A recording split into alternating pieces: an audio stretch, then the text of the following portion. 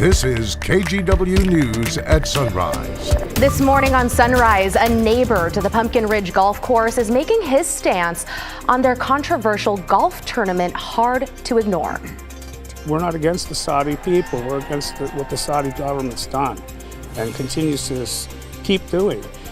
More on the crimes the country is accused of, and we'll also hear from family of one of the victims. And this 4th of July, we're talking about pet safety. We spoke with Fire and Rescue about how to celebrate safely and with your pet's best interest in mind. Then we're taking you to Alpine County to catch up with a state biologist turned painter. We'll show you everything the area has to offer, from the beautiful scenery to historic structures that you should definitely check out.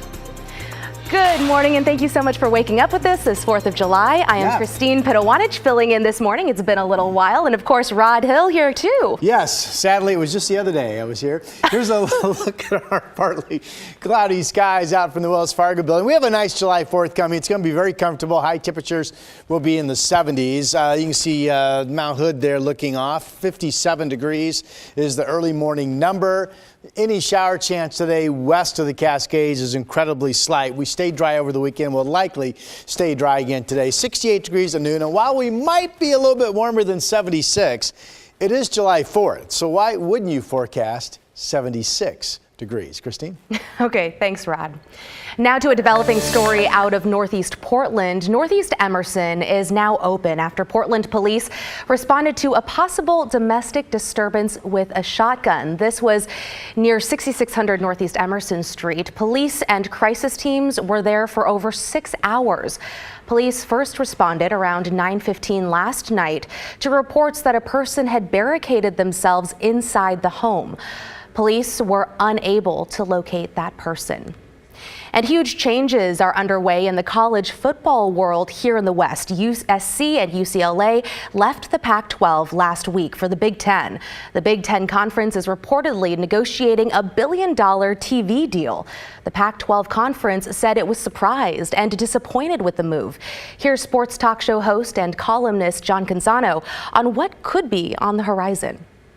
I also think that they're going to consider a merger with the Big 12 Conference, so keep an eye on that. Those Big 5 conferences, the Power 5, have now been reduced to the Power 2, the Big 10 and the SEC. So I think the Big 12 and the Pac-12 have something in common here, and I think they could come together in like a 20-team conference and try to rival what is going on in the Big 10 and the SEC. The Pac-12's got to do something. They either have to add teams to the Pac-12 conference, or they're going to have to merge with the Big 12 and create something that is more appealing to ESPN and some other providers.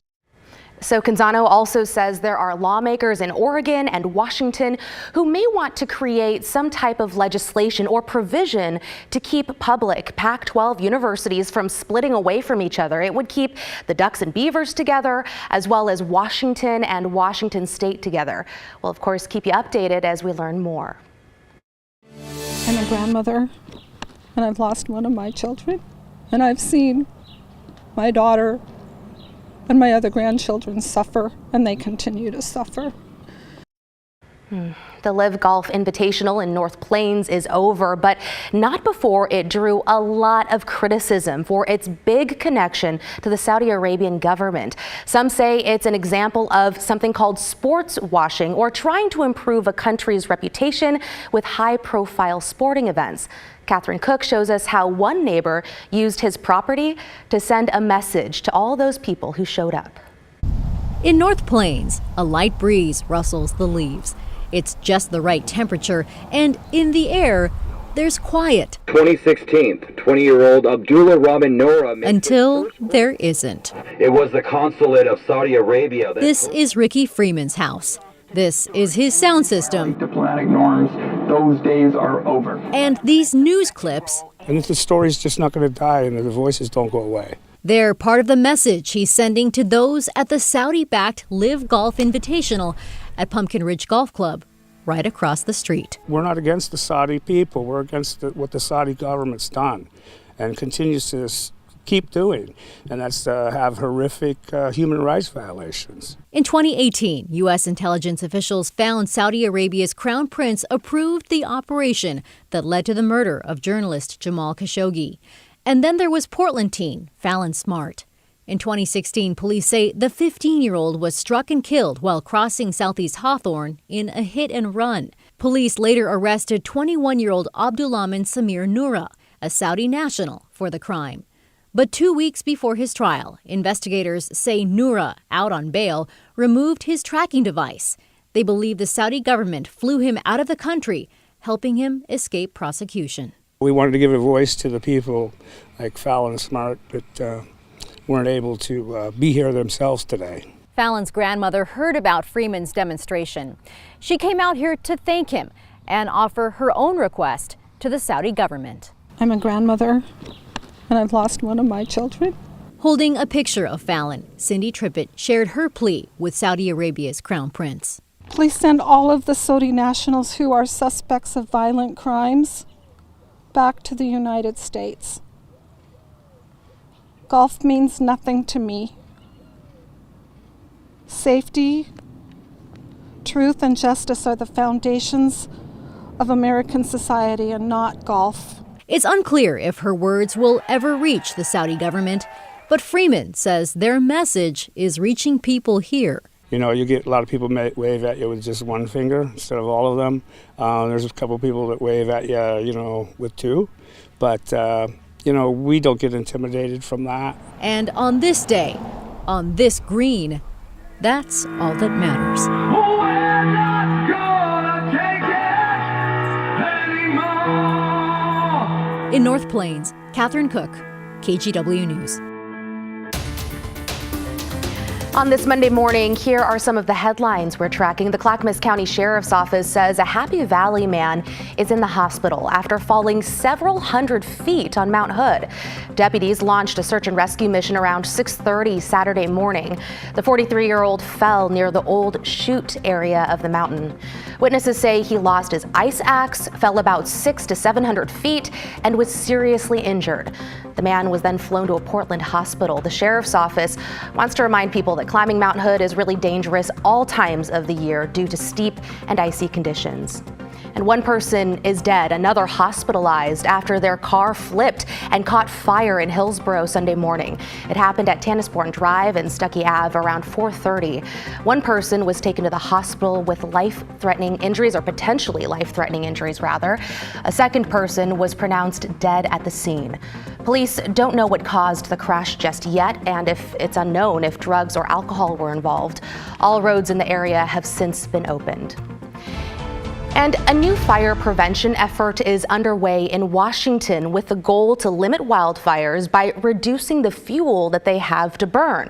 Right now, the Department of Natural Resources is working with the U.S. Forest Service to reduce overgrowth and restore the natural forest in part of the Okanagan-Wenatchee National Forest. We know that in Washington State, especially in central and eastern Washington, we are experiencing a forest health crisis, which is leading to our catastrophic wildfires. The 4,000-acre site is part of a 350,000-acre plan for the next 10 years. It's called the Central Washington Initiative. Fire officials say it's one of the country's most urgent areas of focus. Now here's a quick look outside from the Salmon Street Springs area. Beautiful morning there on the waterfront. Our photographer Eric Patterson behind the camera there for us this morning. And wow, what a way to start the morning. And it looks pretty nice out. So, yes. Rod, this 4th of July, people going to be out watching the fireworks? What's it going to be like? It's going to be, any chance of rain is probably less than 5%. When I get smaller, it means rain chance is decreasing, by the way. I don't know why I did that.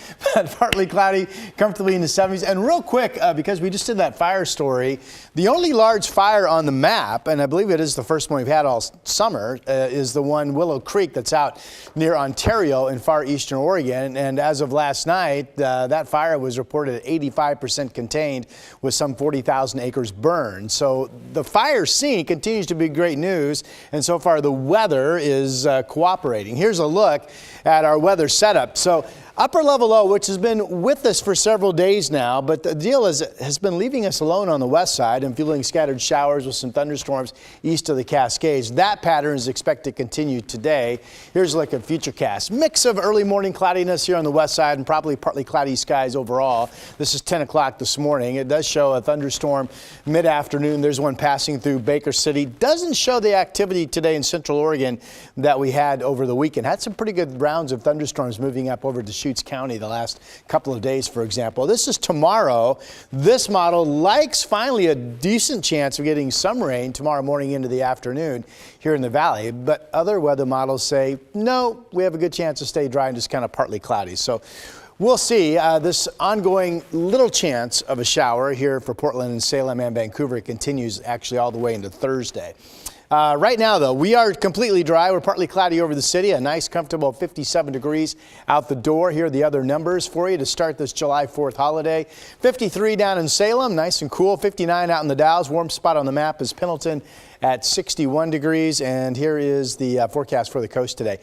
Likely staying in the 60s, kind of a mostly cloudy to partly cloudy day overall. Northwest winds 5 to 15 miles per hour. Could be some drizzle spots with some low cloud banks this morning, and that's about it.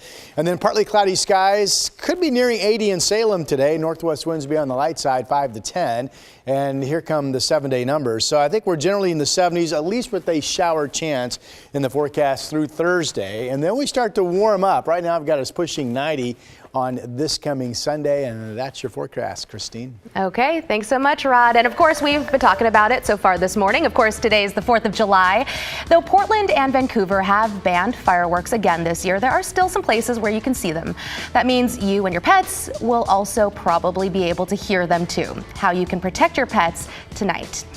And the KGW school supply drive starts in August. Last year, we collected school supplies for more than 15,000 kids. And this year, we want to help even more because over 50% of students start the year without the supplies they need. So we need a little bit of help from you. Just go to kgw.com/school.